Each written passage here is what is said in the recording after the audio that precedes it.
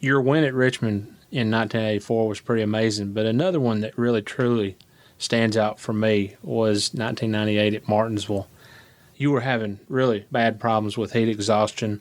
Your back and your butt were burned pretty much to a crisp from just staying in the race car. What kept you in the car that day?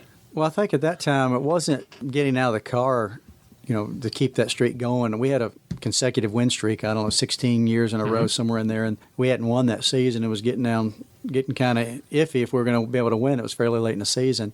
That probably carried some extra weight staying in the car, because with that particular day we had a car that was very capable of winning.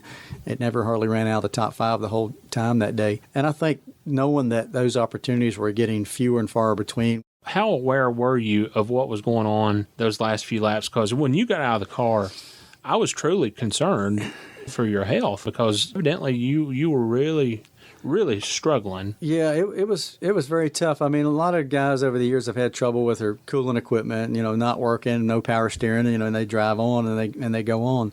That particular day, what had happened is a lot of the things that came along later, the cool helmet box and things of that nature, didn't exist in. So each team had their own version of what they thought could aid the driver. In our particular deal, we had a situation that worked very well for about 4 or 5 years, and it consisted of a lot of dry ice, special built seat.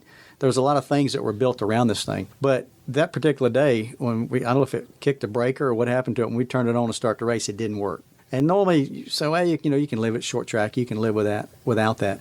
But what had happened is because this thing had worked flawlessly for so many years, all the things that we used to put in the floor for insulation and the seat for insulation to help protect the driver, we didn't need any of that, because our seat was also air conditioned at the time. We had a double layer panels, and it worked. But when it didn't work, it was unbelievably hot. I mean, the metal actually was blistering your skin. So, as time went on, and the race was coming down to 2 or 3 guys, and then, our competition, our car seemed to get a little better. They got a little worse. It was going to be awful hard to get out of that car. But I did know that at the end, I came back to him and said, guys, I'm listening. I hear everything you say, but I can't. I'm saving energy. I can't talk. Yeah. I knew that if we were able to win it, that I really contemplated not even going down to the victory lane area, but driving straight to the infield hospital and getting out. I mean, I knew I was hurt. How long did it take you to recuperate from that? Well, the blisters and stuff probably took a couple of weeks, but probably maybe 3 to 4 days before you didn't feel like you've been totally beat up or run over by a truck. Probably took about 4 days for that to go away.